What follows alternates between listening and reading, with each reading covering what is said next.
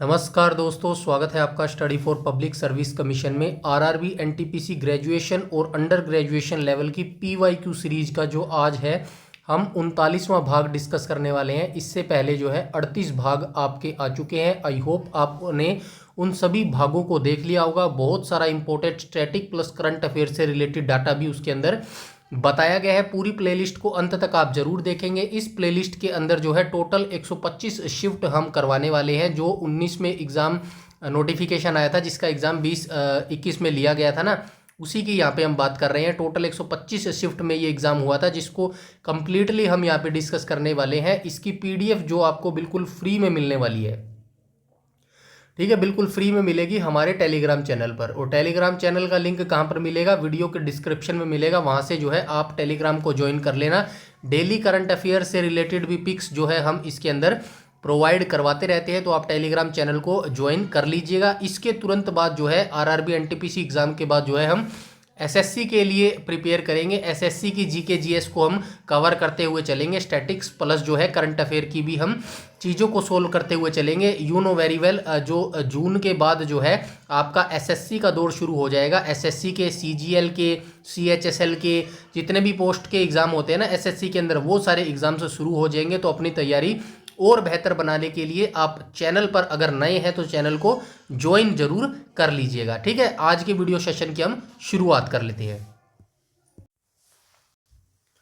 Question number first पर चलते हैं। क्वेश्चन नंबर फर्स्ट में कहा गया है, वह पुस्तक जो सभी लुप्तप्राय जानवरों का रिकॉर्ड रखती है उस पुस्तक को क्या कहा जाता है? तो जैसा नाम है वैसा ही काम है। राइट ऑप्शन हो जाएगा ऑप्शन नंबर ए। तो ये जो रेड डाटा बुक है ना, रेड से आप जो लाल कलर होता है वो खतरे के निशान से संबंधित होता है।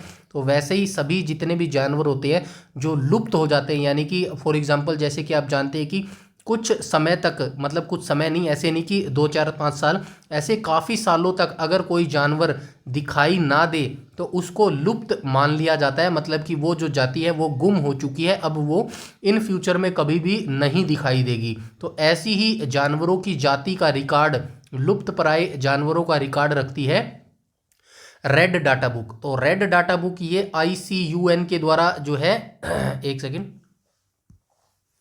ICUN, ठीक है, ICUN international union for conservation nature, ICUN red list, ये रेड लिस्ट है, ठीक है, रेड लिस्ट। इसकी स्थापना कब हुई थी? तो इसकी स्थापना की बात करूं तो 1964 में जो है इस लिस्ट की स्थापना हुई थी। IUCN की भी जो है फुल फॉर्म में आप याद रखेंगे, इंटरनेशनल, ठीक है, international union for conservation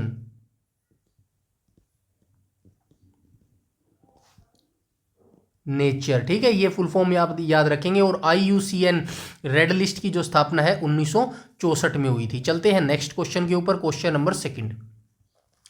question number second में बोला गया निम्नलिखित में से कौन सा ऑपरेटिंग सिस्टम नहीं है? तो ऑपरेटिंग सिस्टम कौन सा नहीं है? उबंटू, MS DOS, जावा या फिर मिंट? तो राइट ऑप्शन हो जाएगा ऑप्शन नंबर सी, जावा एक लैंग्वेज है।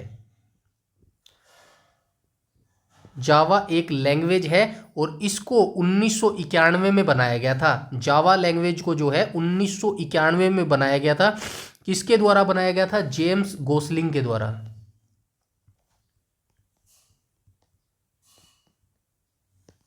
ठीक है, जेम्स गोसलिंग के द्वारा जो है जावा लैंग्वेज को बनाया गया था। पिछली वीडियोस में मैं आपको बता चुका हूं सी लैंग्वेज और C++ लैंग्वेज की स्थापना किसने की थी। आपको अगर याद होगा तो आप कमेंट सेक्शन में जरूर बताएंगे C और C++ की जो स्थापना है वो किसने की थी, ठीक है। चलते हैं नेक्स्ट क्वेश्चन पे। चलिए सी की मैं बता देता हूं, डेनिस रिची ने C लैंग्वेज को बनाया था। अब आप C++ को बचाएंगे, C++ लैंग्वेज को बताएंगे किसने बनाया था, ठीक है। क्वेश्चन नंबर 3 की बात करें। क्वेश्चन नंबर 3 में क्या कहा गया है? निम्नलिखित में से कौन कभी भी रिजर्व बैंक ऑफ इंडिया का राज्यपाल नहीं रहा? यानी कि गवर्नर की यहां पे बात की गई है, गवर्नर। तो फर्स्ट गवर्नर कौन थे?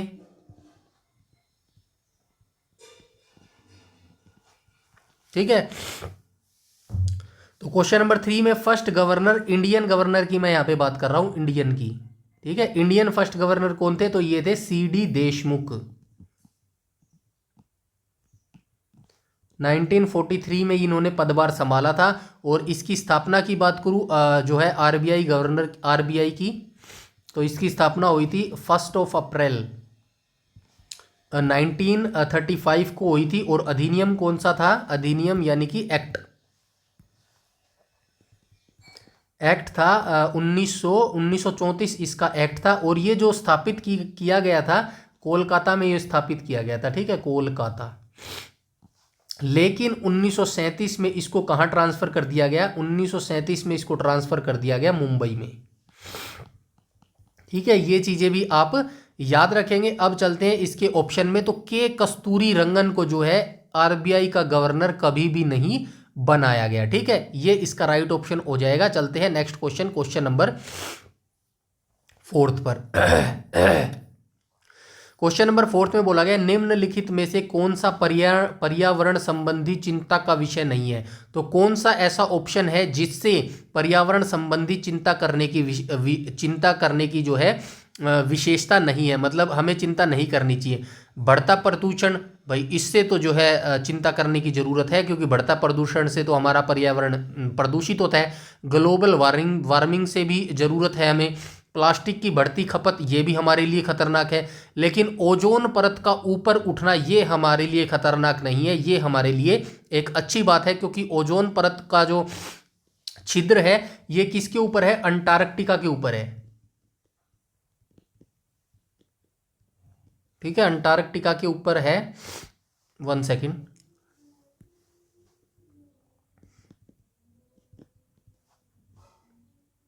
ठीक है, अंटार्कटिका के ऊपर ये खुलता है। और यूवी रेज से जो है ये हमें बताता है, ओजोन परत का जो छिद्र है ना, ये हमें यूवी रेज से जो है बताता है, पैराबैंगनी किरणों से जो है हमें बताता है। और हर साल जो ओजोन परत डे है,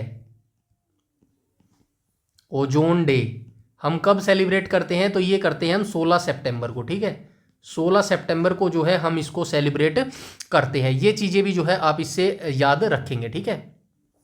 उसके बाद चलते हैं हम क्वेश्चन नंबर 5 पर। क्वेश्चन नंबर 5 में क्या गया? किस वर्ष ईस्ट इंडिया कंपनी की शक्तियां ब्रिटिश ताज को हस्तांतरित कर दी गई थी? सबसे पहले आप याद रखेंगे ब्रिटिश ईस्ट इंडिया, ब्रिटिश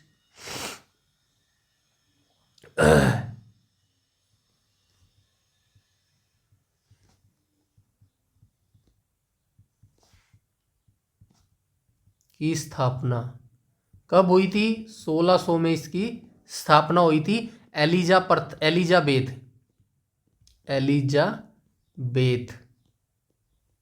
प्रथम ने इसकी जो है स्थापना की थी। और स्थापना जब की थी तो इसको पूर्व के व्यापार के लिए जो है इसकी स्थापना की गई थी। अब बात करते हैं ब्रिटिश ताज को कब हस्तांतरित कर दी गई। आप सभी जानते हैं 1857 में युद्ध हुआ था।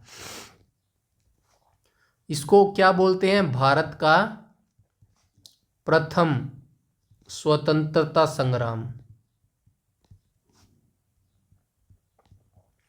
या बोलते हैं सिपाही विद्रोह।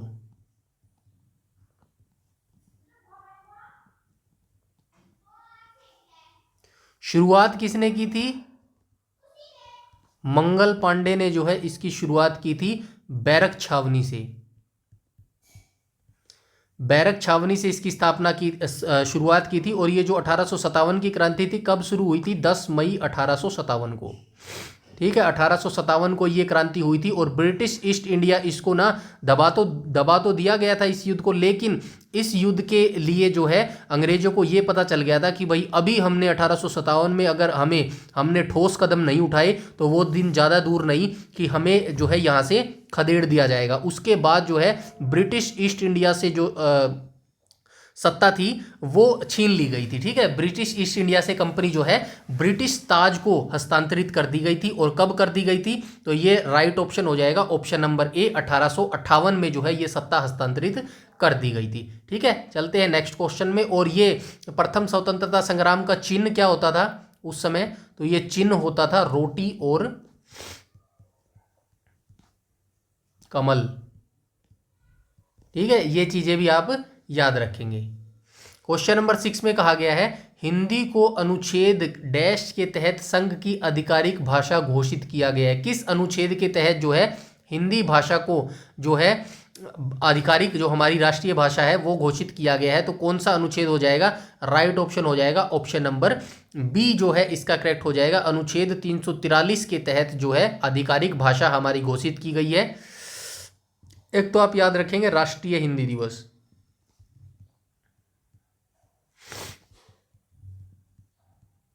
एक याद रखेंगे अंतर्राष्ट्रीय।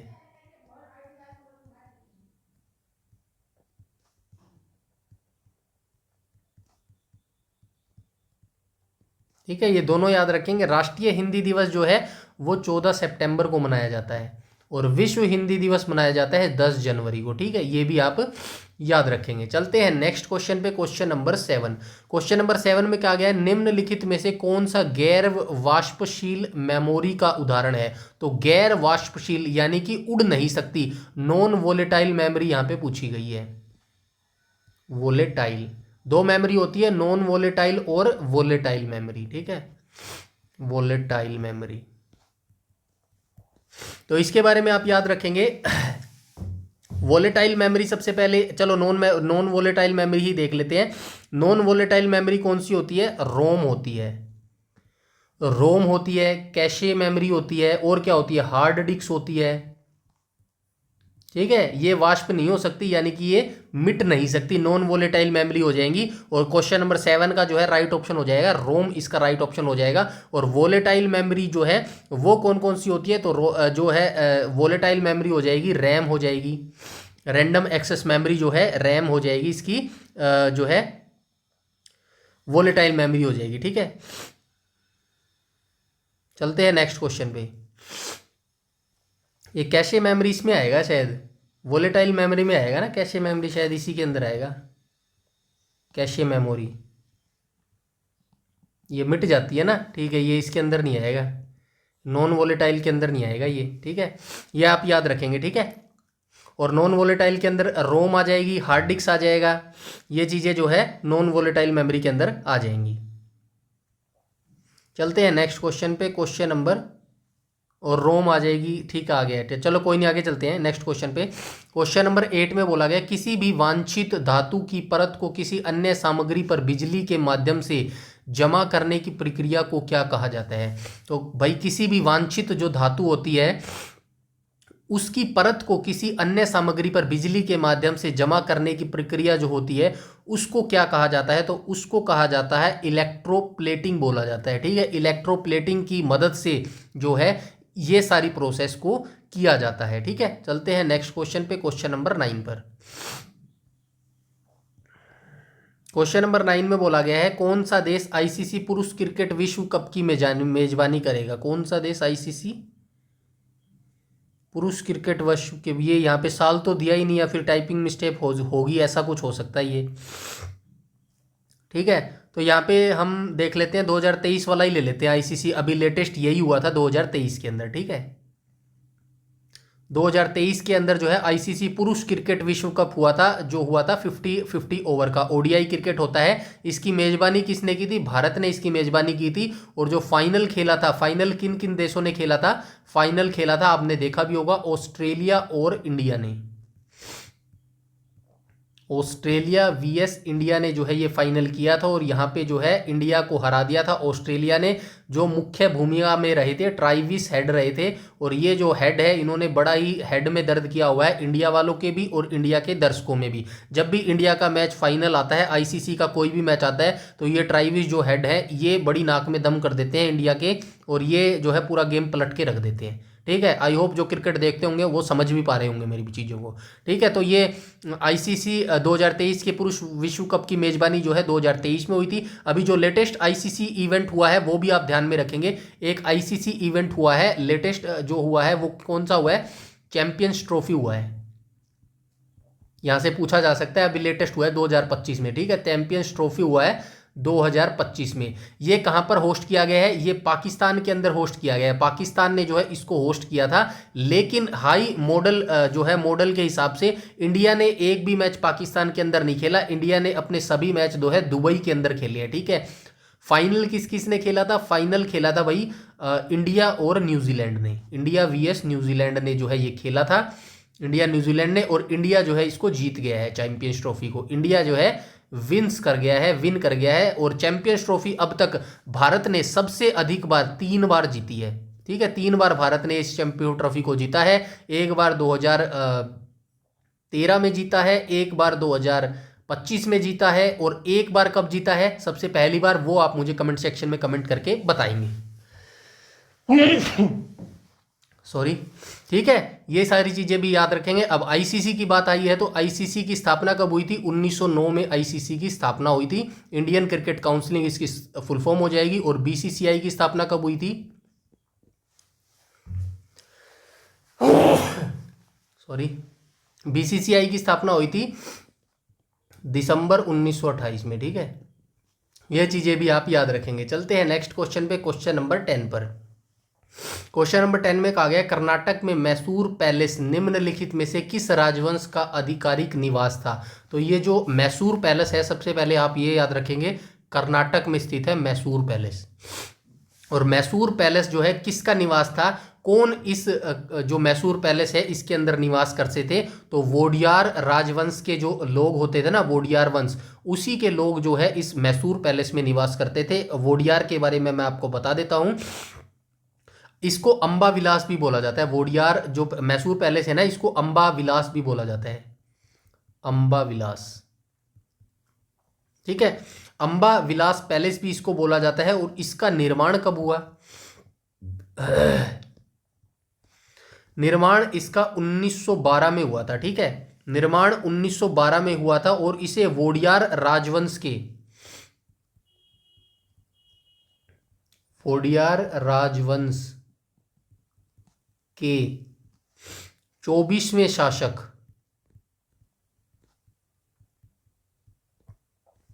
इनका क्या नाम था? तो इनका नाम था 24वें शासक का महाराजा कृष्णराज। महाराजा कृष्णराज। तो महाराजा कृष्णराज वोडियार चतुर्थ, वोडियार चतुर्थ, ठीक है, वोडियार चतुर्थ ने जो है इसको बनवाया था। ठीक है, इतनी जानकारी आप रखेंगे। चलते हैं नेक्स्ट क्वेश्चन पे, क्वेश्चन नंबर 11। क्वेश्चन नंबर 11 की बात करूं तो निम्नलिखित में से कौन सा बैंक राष्ट्रीयकरण के बाद भारतीय स्टेट बैंक बन गया था? इसकी तो मैं भारतीय स्टेट बैंक के बारे में तो है बहुत बार आपको बता चुका हूं। 1955 में जो है ये राष्ट्रीयकृत हुआ था। ठीक है, इसके डिटेल में आपको बता देता हूं पूरे बैंक की। वैसे तो मैं पहले भी बता चुका हूं, बट कुछ बच्चे ऐसे होंगे जो इस वीडियो को पहली बार देख रहे हैं, तो मैं इसीलिए स्टेट बैंक के बारे में आपको कुछ चीज़ें बता देता हूं जो है राष्ट्रीयकरण के बाद। ठीक है ना, राष्ट्रीयकरण के बाद जो है इंपीरियल बैंक ऑफ इंडिया पहले ये कहलाता था, लेकिन इंपीरियल बैंक ऑफ इंडिया से पहले भी ये कुछ और कहलाता था। चलिए आइए बात करते हैं, चलते हैं सन 1806 के ऊपर। ठीक है, 1806 से शुरुआत करते हैं। 1806 में एक बैंक की शुरुआत हुई थी, स्थापना हुई थी। किस बैंक की स्थापना हुई थी? बैंक ऑफ कलकत्ता की। ठीक है, bank of Calcutta, bank of Calcutta की स्थापना हुई थी 1806 में। इसके बाद हम चलते हैं 1809 पे। 1809 में क्या हुआ था? बैंक ऑफ कलकत्ता का नाम बदल दिया गया था। और बैंक ऑफ कलकत्ता का नाम बदलकर क्या कर दिया गया था? बैंक ऑफ बंगाल कर दिया गया था। बैंक ऑफ बंगाल इसका नाम कर दिया गया था। ठीक है, बैंक ऑफ कलकत्ता का नाम बदलकर 1809 में बैंक ऑफ बंगाल कर दिया गया था। इसके बाद 1921 का वर्ष आप याद रखेंगे। 1921 में क्या किया गया था? तीन बैंकों का जो है विलय कर दिया गया था, यानी कि 3 बैंकों को मिलाकर एक बैंक बना दिया गया था। और 3 बैंक कौन कौन से मिलाए गए थे वो हम बात कर लेते हैं। पहला था बैंक ऑफ बंगाल, पहला तो यही था बैंक ऑफ बंगाल। दूसरा बैंक कौन सा मिला दिया गया था? तो दूसरा बैंक मिलाया गया था बैंक ऑफ बॉम्बे।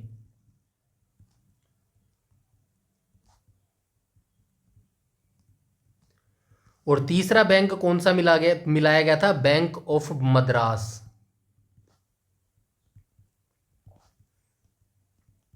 इन तीनों को मिलाकर कौन से बैंक की स्थापना की गई थी? इन तीनों को मिलाकर किया गया था इंपीरियल बैंक ऑफ इंडिया। अब तो आप समझ ही गए होंगे क्वेश्चन को। Imperial, bank of India.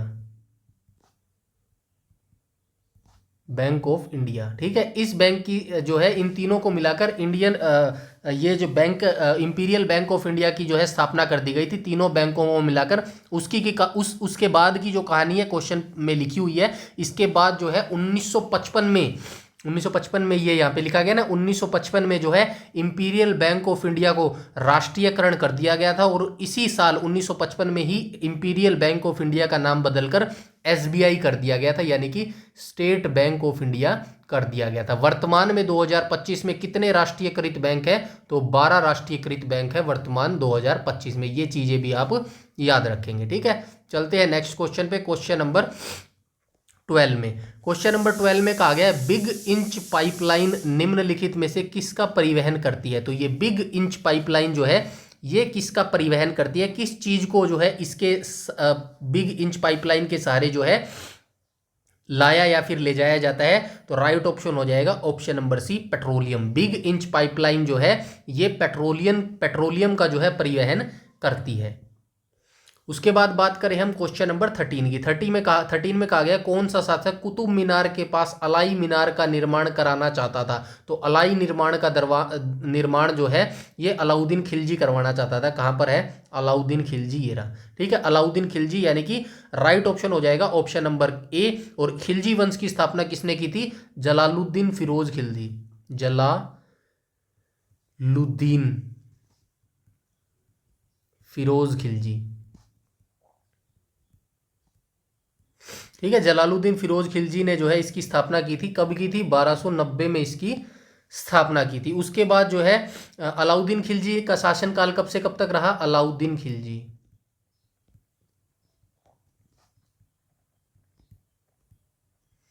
Alauddin Khilji ने शासन किया था 1296 से लेके 1316 तक जो है इन्होंने शासन किया था। चलते हैं नेक्स्ट क्वेश्चन पे, क्वेश्चन नंबर 14। क्वेश्चन नंबर 14 में कहा गया है ग्रे क्रांति का संबंध किस से है? तो ग्रे क्रांति का जो संबंध है ये किस से हो जाएगा? तो राइट ऑप्शन हो जाएगा ऑप्शन नंबर डी, उर्वरक उत्पादन से जो है ग्रे क्रांति का संबंध हो जाएगा। सरसों का उत्पादन किससे है? तिलहन क्रांति से।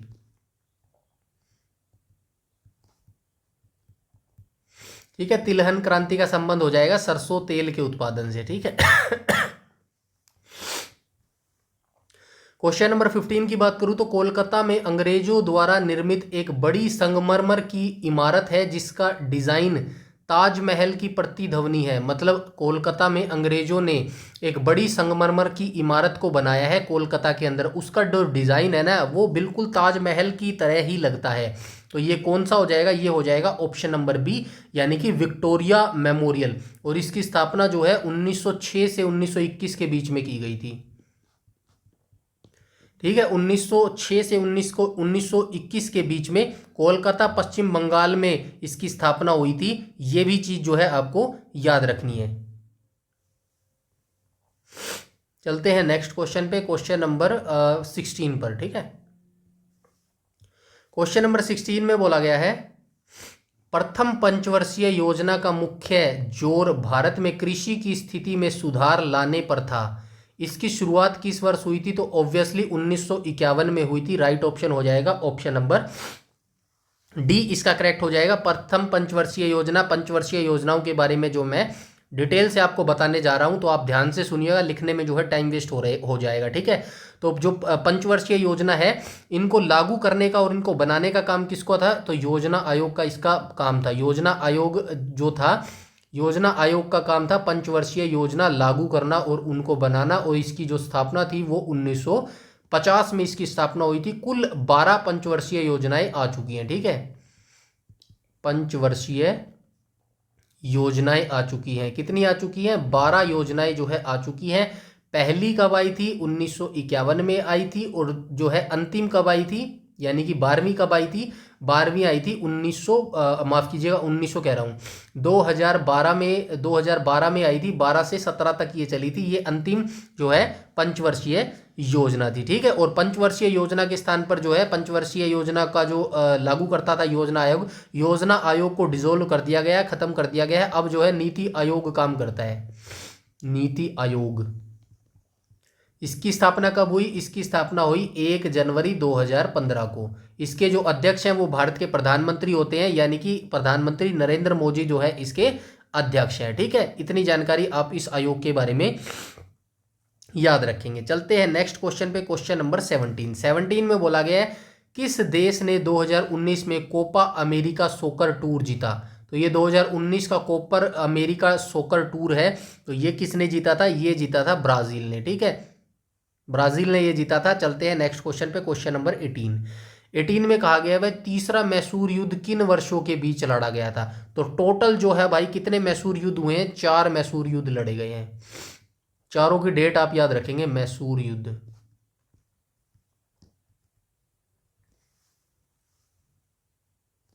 ठीक है, पहला प्रथम, फिर द्वितीय, फिर तृतीय और फिर चतुर्थ। इन चारों के जो है ईयर याद रखना, क्योंकि जो है मैच द फॉलोइंग में ये पूछ सकता है। पहला आंग्ल मैसूर युद्ध कब हुआ था? ये हुआ था 1767 से 69 के बीच में। दूसरा कब हुआ था? दूसरा हुआ था 1780 से 84 के बीच में। तीसरा कब हुआ था? तीसरा हुआ था 1792 से, माफ कीजिएगा, 90 से 92 हुआ था। ठीक है, 90 से 92 के बीच में तीसरा हुआ था। और चौथा कौन सा हुआ था? 1798 से 99। ठीक है, और इसी अंतिम युद्ध में जो है कौन मारा गया था? कोई बता सकता है मैसूर का जो अंतिम योद्धा था कौन मारा गया था? बताओ कमेंट करके। ठीक है, चलते हैं नेक्स्ट क्वेश्चन पे।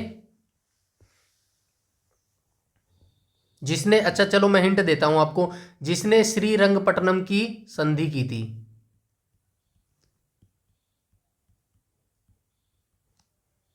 आया, याद नहीं आया? तो जो टीपू सुल्तान था ना भाई, ये अंतिम युद्ध में मारा गया था। अंतिम जो चौथा मैसूर युद्ध था ना, इसमें मारा गया था। आंग्ल मैसूर युद्ध, अंग्रेजों और मैसूर योद्धाओं के बीच में ये लड़ा गया था। ठीक है, चलते हैं नेक्स्ट क्वेश्चन पे। क्वेश्चन नंबर 19 में कहा गया मनुष्यों में घुलनशील नाइट्रोजन यौगिकों के रूप में उत्सर्जी उत्पाद गुर्दे द्वारा हटा दिए जाते हैं। तो मनुष्यों में जो घुलनशील नाइट्रोजन यौगिक के रूप में उत्सर्जी उत्पाद होते हैं वो गुर्दे द्वारा हटा दिए जाते हैं। तो राइट ऑप्शन हो जाएगा ऑप्शन नंबर सी, करेक्ट हो जाएगा, नेफ्रॉन हटा दिए जाते हैं। ठीक है, चलते हैं क्वेश्चन नंबर 20 पर।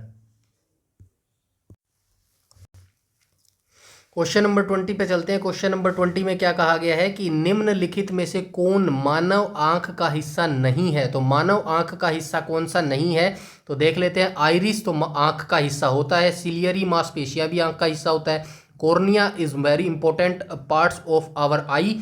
तो राइट ऑप्शन हो जाएगा ऑप्शन नंबर डी। ये कोक्लिया, ये जो भी लिखा है, ये जो हिस्सा होता है ये आंख का हिस्सा नहीं होता है। चलते हैं क्वेश्चन नंबर 21 पर। क्वेश्चन नंबर 21 में क्या कहा गया है? Which India state was the first to establish in institute of panchayati raj? तो ये पूछने की कोशिश कर रहा है, तो पंचायती राज है ना हमारा, पंचायती राज, ये सबसे पहले भारत के किस राज्य में जो है लागू किया गया था या फिर स्थापना की गई थी? तो ये किया गया था 2 अक्टूबर 1959 को ये लागू किया गया था। कहाँ पे किया गया था? राजस्थान के नागौर जिले से इसकी शुरुआत हुई थी। राजस्थान के नागौर जिले से इसकी शुरुआत हुई थी। किसने की थी? पंडित जवाहरलाल नेहरू के द्वारा इसकी शुरुआत की गई थी। जवाहरलाल नेहरू, लाल नेहरू। ठीक है, ये हमारे प्रथम प्राइम मिनिस्टर भी थे। और जो है राइट ऑप्शन हो जाएगा राजस्थान। ठीक है, ऑप्शन नंबर ए इसका जो है करेक्ट हो जाएगा क्वेश्चन नंबर 21 का। ठीक है, चलते हैं नेक्स्ट क्वेश्चन समिति। और आप ये और याद रखना, जो त्रिस्तरीय मॉडल दिया था ना, त्रिस्तरीय मॉडल, कि भाई जो हमारी पंचायती राज है वो 3 स्तरीय होनी चाहिए, ग्राम, जिला और जो तीसरा कौन सा रह गया, दूसरा कौन सा रह गया? ठीक है, त्रिस्तरीय जो मॉडल था ये किसने दिया था? बलवंत राय मेहता समिति ने ये दिया था। ठीक है, बलवंत राय मेहता समिति, यहाँ पे लिख देता हूं मैं, बलवंत राय मेहता समिति, बलवंत राय मेहता समिति। कब आई थी ये बलवंत राय मेहता समिति? 1957 में जो है इसने त्रिस्तरीय मॉडल को जो है कहा था कि भी त्रिस्तरीय जो है पंचायत हमारी होनी चाहिए, और वर्तमान में हमारी त्रिस्तरीय पंचायत ही है। ठीक है, चलते हैं नेक्स्ट क्वेश्चन पे। जिला परिषद और जिला परिषद और ग्राम था, ये 3 स्तरीय पंचायती थी। ठीक है, क्वेश्चन नंबर 22 पर चलते हैं। क्वेश्चन नंबर 22 में क्या कहा गया? India's first biofuel powered flight launched at IGI airport in India New Delhi from in 2018। तो ये पूछा गया इंडिया की पहली बायोफ्यूल जो से उड़ान भरी थी जिसने, वो IGI एयरपोर्ट न्यू दिल्ली में जो है उतरी थी, मतलब जहाज उतरा था 2018 में। तो ये उड़ान कहाँ से भरी थी? तो ये जो उड़ान थी ये भरी गई थी, राइट ऑप्शन हो जाएगा ऑप्शन नंबर ए, देहरादून। ठीक है, तो ये देहरादून इन 2018। ठीक है, ये भी आप याद रखेंगे। चलते हैं नेक्स्ट क्वेश्चन पे, क्वेश्चन नंबर 23 पर। क्वेश्चन नंबर 23 की बात करें तो 23 में क्या पूछा गया है? Which one among the following language is one of the 6th official language is United nation. United Nations यहाँ पे इसका मतलब है संयुक्त राष्ट्र की यहाँ पे बात हो रही है। संयुक्त राष्ट्र के बारे में मैं अब आपको जो है बहुत बार बता चुका हूँ। संयुक्त राष्ट्र की स्थापना जो है 24 अक्टूबर 1945 को इसकी स्थापना हुई थी। कहाँ पर हुई थी? न्यूयॉर्क में जो है इसका हेडक्वार्टर हो जाएगा। ठीक है, और न्यूयॉर्क में जो है इसका हेडक्वार्टर हो जाएगा। 6 भाषाएं हैं इसकी ऑफिशियली। ठीक है, 6 भाषाएं इसकी ऑफिशियली हैं, और इसके जो स्थायी सदस्य हैं कितने हैं? स्थायी सदस्य जो है इसके 5 हैं। ठीक है, स्थायी सदस्य 5 हैं, और अस्थायी सदस्य कितने हैं? अस्थायी सदस्य इसके 10 हैं। ये चीज़ें भी याद रखेंगे। भाषाएं मैं आपको बता देता हूँ भाषाएं कौन सी है। हाँ ठीक है, जो इसकी स्थायी 6 भाषाएं हैं ना इसकी, वो मैं आपको बता देता हूँ, 1 सेकेंड। ठीक है, इसकी जो 6 भाषाएं हैं वो मैं आपको बता देता हूँ। अरबी हो जाएगी, चीनी हो जाएगी, अरबी हो गई, चीनी हो गई, अंग्रेजी हो गई,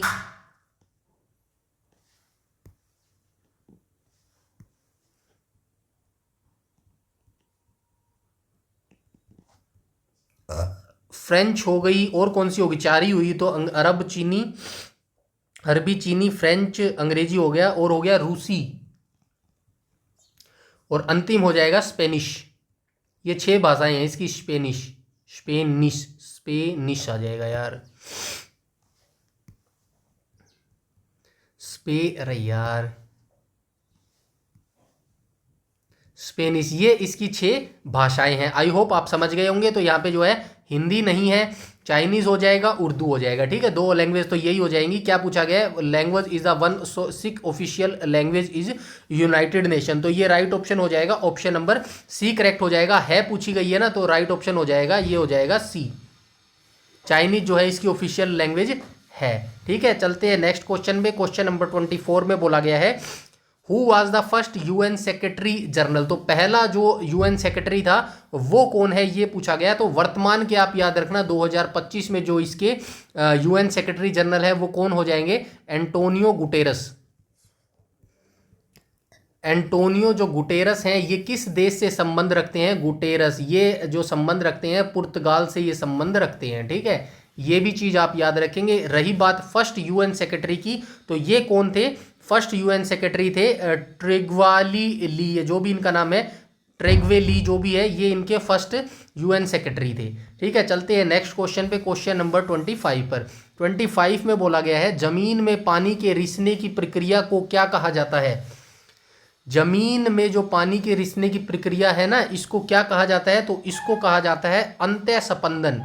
ठीक है, ये जो है पानी की प्रक्रिया कहलाती है। जैसे घर में आपके RO होता है ना, RO जो होता है ये क्या काम करता है? पानी को साफ करने का काम करता है। ठीक है, पानी को साफ करने का काम करता है, क्योंकि इसके अंदर क्या लगा होता है? फिल्टर लगा होता है, वो जो पानी को साफ करता है। सेम यही RO वाला जो काम है ये क्या करती है? जो हमारी जमीन की लेयर्स होती है ना, लेयर्स, ये भी काम यही करती हैं। जो जमीनों के अंदर दरारें होती है ना, छिद्र होता है, उन दरारों और छिद्रों से जो है पानी धीरे धीरे नीचे की तरफ रिसता रहता है, और जो पानी की लेयर्स होती हैं, 1 लेयर, 2 लेयर, 3 लेयर, वो जो है पानी को छानने का काम करती है। आई होप आप समझ गए होंगे। चलते हैं नेक्स्ट क्वेश्चन पे, क्वेश्चन नंबर 26 पर। ठीक है, 26 में क्या बोला गया है? भारतीय अंतरिक्ष अनुसंधान संगठन इसरो की स्थापना, इससे पिछली वीडियोस में भी मैं बता चुका हूं, 1969 में हुई थी। जो संस्थापना थी किसने की थी? विक्रम साराभाई ने जो है स्थापना की थी, और भारत के जो अंतरिक्ष जनक हैं वो भी विक्रम साराभाई हैं। तो क्वेश्चन नंबर 26 में बोला गया है, इसरो द्वारा प्रक्षेपित निम्नलिखित उपग्रहों में कौन सा नेविगेशन उपग्रह है? तो नेविगेशन उपग्रह इन चारों में से कौन सा हो जाएगा? तो राइट ऑप्शन हो जाएगा ऑप्शन नंबर बी, IRNS द्वितीय जो है ये नेविगेशन उपग्रह हो जाएगा। 27 की बात करूं तो 27 में क्या कहा गया है? रविंद्रनाथ टैगोर को किस पुस्तक के लिए साहित्य का नोबेल मिला था? सबसे पहले आप रविंद्रनाथ टैगोर का जन्म याद रखेंगे, 1861 में इनका जन्म हुआ था। 1913 में इनको नोबेल पुरस्कार मिला था। 1915 में इनको जो है नाइटहुड की उपाधि मिली थी। नाइटहुड की उपाधि मिली थी, लेकिन 1919 में जो है इन्होंने इस उपाधि को लौटा दिया था। क्यों लौटा दिया गया था? क्योंकि 1919 में जलियांवाला बाग हत्याकांड हुआ था, जिसकी वजह से इन्होंने जो है इस नाइटहुड की उपाधि को वापस लौटा दिया गया था। 1913 में इनको नोबेल पुरस्कार मिला था। किसके लिए मिला था? गीतांजलि के लिए मिला था। ठीक है, गीतांजलि के लिए जो है इनको मिला था। राइट ऑप्शन हो जाएगा ऑप्शन नंबर बी करेक्ट हो जाएगा। चलते हैं क्वेश्चन नंबर 28 पर। 28 में बोला गया निम्नलिखित में से कौन सी ग्रंथि शरीर की सबसे बड़ी ग्रंथि है? तो ऑप्शन नंबर सी करेक्ट हो जाएगा क्वेश्चन नंबर 28 का, यकृत यानी कि लीवर। जो लीवर है वो हमारे शरीर का सबसे बड़ी जो है ग्रंथि हो जाएगा। चलते हैं क्वेश्चन नंबर 29 पर। 29 में कहा गया national pollution prevention day observed in India. तो होने वाली है क्या वीडियो कंप्लीट? तो ये जो हमारा नेशनल पॉपुलेशन प्रिवेंशन डे है, इसको हम कब सेलिब्रेट करते हैं? तो इसको जो हम सेलिब्रेट है वो करते हैं ऑप्शन नंबर डी, दिसंबर 2 को जो है हम पॉल्यूशन प्रिवेंशन डे जो है ऑब्जर्वेशन इन इंडिया के अंदर करते हैं। ठीक है, राइट ऑप्शन हो जाएगा ऑप्शन नंबर बी। उसके बाद हम चलते हैं क्वेश्चन नंबर 30 पर।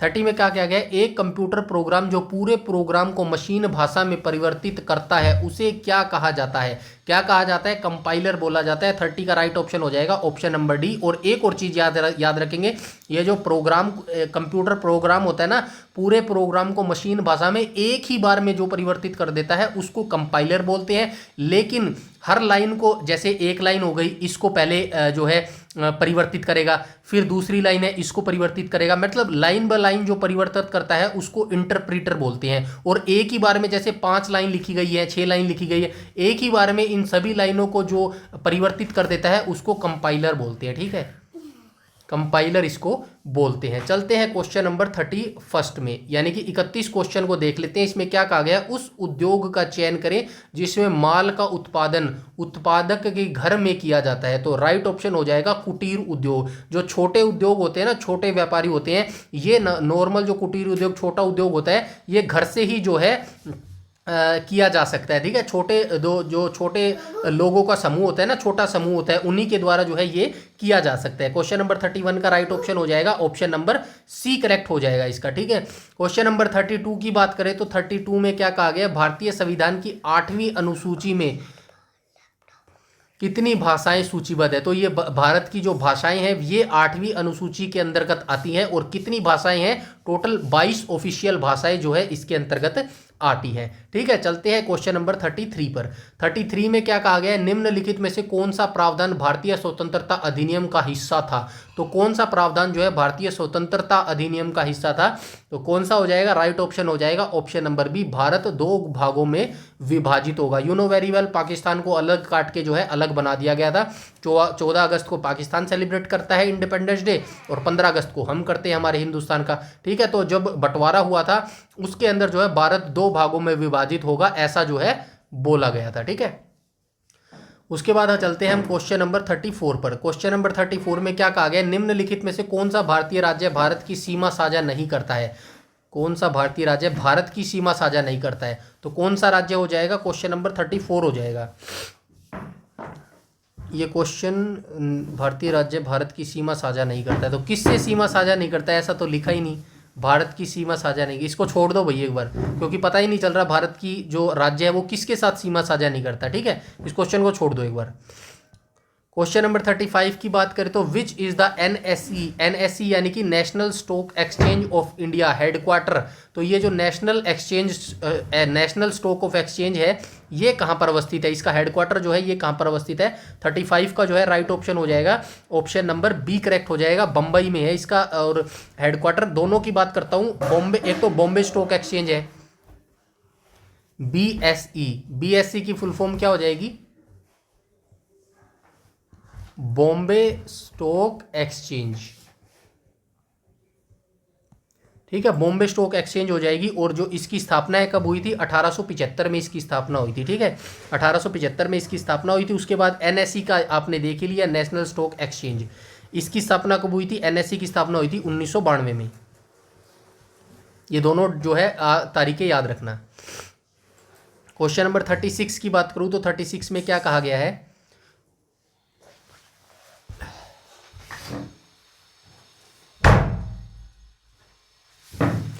थर्टी सिक्स में बोला गया द्वितीय विश्व युद्ध की तबाही से यूरोप को उबारने में मदद करने के लिए अंतर्राष्ट्रीय पुनर्निर्माण और विकास बैंक, जिसे विश्व बैंक के रूप में जाना जाता है, की स्थापना किस वर्ष हुई। आप सभी जानते हैं जब द्वितीय विश्व युद्ध खत्म हुआ तो उस समय जितने भी बड़े बड़े देश थे ना वो सब तबाह हो चुके थे। उन्हीं देशों की आर्थिक स्थिति को निपटाने के लिए जो है दो चीज़ों की स्थापना की गई थी। एक तो वर्ल्ड बैंक की स्थापना की गई थी,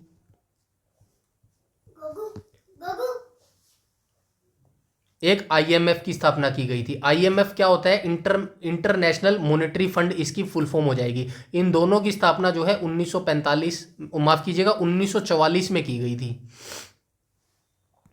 1944 में की गई थी। और इनका जो हेडक्वार्टर है वो कहां पर हो जाएगा, वाशिंगटन डीसी, वॉशिंगटन डीसी में जो है इनका हेडक्वार्टर हो जाएगा। ठीक है, चलते हैं नेक्स्ट क्वेश्चन पे। क्वेश्चन नंबर 37 में क्या बोला गया है, भारत के उस वायसराय का नाम बताइए जो भारतीय स्वतंत्रता संग्राम के दौरान विवादास्पद इल्बर्ट बिल से जुड़ा हुआ है। तो कौन सा हो जाएगा, राइट ऑप्शन हो जाएगा ऑप्शन नंबर बी करेक्ट हो जाएगा, लॉर्ड रिपन इसका राइट ऑप्शन हो जाएगा। 38 की बात करूं तो 38 में क्या कहा गया, किसने भविष्यवाणी की थी कि परमाणु प्रौद्योगिकी बहुत आवश्यक होने जा रही है और न केवल बिजली क्षेत्र में बल्कि जीवन की बेहतरी के लिए अन्य सामाजिक उपयोगों के लिए भी। तो ये किसने कहा था, ऑब्वियसली 38 का राइट ऑप्शन हो जाएगा option number B, Homi Jehangir Bhabha के द्वारा ये कहा गया था। ये भारत के परमाणु के जनक भी हैं, भारत के परमाणु जनक।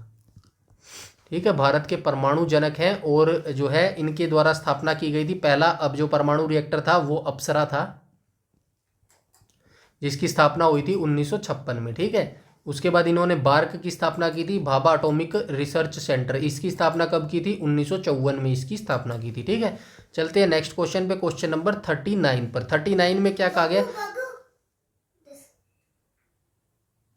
39 में क्या कहा गया, कौन सी हिमालय की दूसरी सबसे ऊंची चोटी है। ये हिमालय की दूसरी चोटी है लेकिन भारत की प्रथम चोटी है। भारत की प्रथम चोटी कौन सी हो जाएगी, केटू, केटू यानी कि कंचनजंगा, केटू हो जाएगी, राइट ऑप्शन हो जाएगा ऑप्शन नंबर डी। और कंचनजंगा कहां पर अवस्थित है, सिक्किम में अवस्थित है, सिक्किम की राजधानी गंगटोक हो जाएगी। और ये जो है इसकी हाइट कितनी हो जाएगी, 85-86 मीटर इसकी हाइट हो जाएगी। ठीक है, तो ये आज के जो है क्वेश्चन थे जो हमने यहाँ पे सारे डिस्कस कर लिए हैं। आई होप आपको वीडियो अच्छी लगी होगी। तो वीडियो को ज़्यादा से ज़्यादा आपको लाइक करना है और शेयर करना है, और चैनल पर पहली बार विजिट कर रहे हैं तो चैनल को सब्सक्राइब कर लीजिएगा और बेल आइकन बटन को टैप कर लीजिएगा ताकि समय पर आपको सारी नोटिफिकेशन मिलती रहे। यूट्यूब पर अगर आप हमें फॉलो करते हैं तो हमारा टेलीग्राम ग्रुप जरूर से जरूर ज्वाइन कर लेना। सारे नोटिफिकेशन, सारे अपडेट, सारी PDF जो है टेलीग्राम पर ही प्रोवाइड करवाई जाती है। इस वीडियो में इतना ही, तब तक के लिए धन्यवाद।